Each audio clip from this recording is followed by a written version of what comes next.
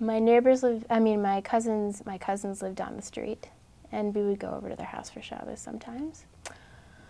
But other than that, I think we were kind of too, like, busy and didn't really want to do it, you know?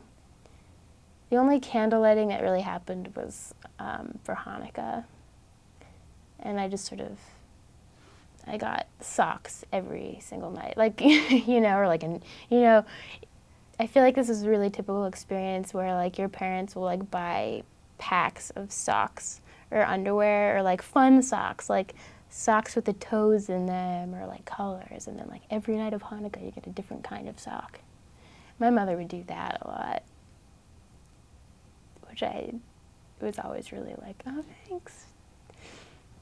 You know, I don't wear these kinds of socks.